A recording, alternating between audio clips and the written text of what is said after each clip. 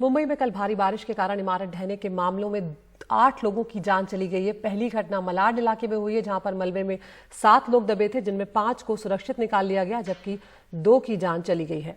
बिल्कुल, सोहित मिश्रा का रुख करते हैं जो कि घटनास्थल पर मौजूद हैं। सोहित, आप फोर्ट इलाके में है या मलाड में है, और दूसरा आसपास की तस्वीरें दिखाएं। और राहत और बचाव का काम चल रहा था, सुबह एक महिला का शव भी मिला है, क्या कुछ जानकारियां आपके पास? देखिए, मैं फ़िलहाल फोर्ट इलाके में मौजूद हूँ। कल शाम 4:30 के बीच में एक इमारत ढही थी। आप जैसे कि देख सकते हैं, अब भी लगातार राहत बचाव का काम जारी है। मुंबई फायर ब्रिगेड की बात कर लें, एनडीआरएफ की बात कर लें, मुंबई पुलिस की बात कर लें या डॉग स्क्वाड की बात कर लें, हर कोई यहाँ पर मौजूद है।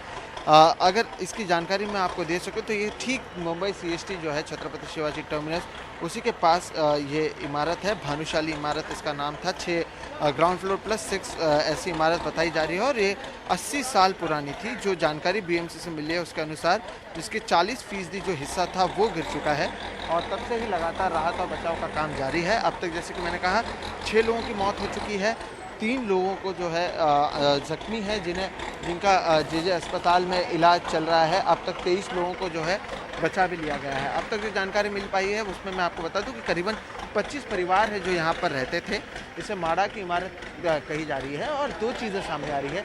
एक तरफ जहाँ प्रशासन की ओर से कहना है कि हमने नोटिस दी थी, इमारत की हालत ठीक नहीं थी, उसकी मरम्मत चल रही थी, फिर भी लोग आकर रह रहे थे, तो वहीं दूसरी ओर जो यहाँ के आसपास के लोगों का कहना है या जो इमारत के लोगों से जितनी बातचीत हो पाई है उनका कहना है कि ऐसी कोई भी नोटिस नहीं थी और लोग हर जगह पर रह रहे थे।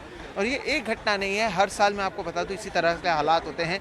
कल 16 जुलाई को जिस तरह से मुंबई में 2 इमारत ढही, पिछले साल भी 16 जुलाई को मुंबई के डोंगरी इलाके में ठीक उसी दिन एक इमारत ढही थी। तो बार बार जिस तरह से हालात होते हैं, और जिस फोर्ट इलाके में मौजूद हूँ, ये सबसे प्राइम एरिया में से एक आप कह सकते हैं। यहाँ पर प्रॉपर्टी के रेट सबसे ज़्यादा होते हैं। सामने अगर सीएसटी स्टेशन है तो आप समझ ही सकते हैं कि इसकी अहमियत क्या है।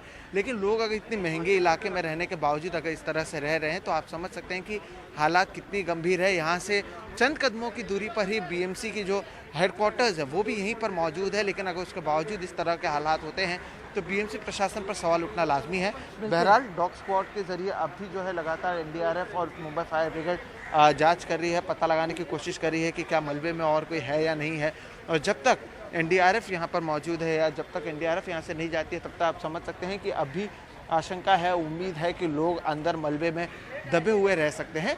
लेकिन अगर एक इमारत का 40% हिस्सा इस तरह से ढह जाएगा तो आप समझ सकते हैं कि हालात कितने गंभीर हैं और ऐसे कितने इमारत पूरे शहर भर में मौजूद हैं। जी बिल्कुल सोहित, अपडेट के लिए आपके पास आते रहेंगे। लेकिन मुंबई में बहुत सारी ऐसी कच्ची इमारतें और जिस तरह से सोहित बता रहे हैं, हर साल ये स्थिति देखने को मिलती है। 2 अलग अलग जगहों पर हादसे हुए जिसमें 8 लोगों की जान चली गई है।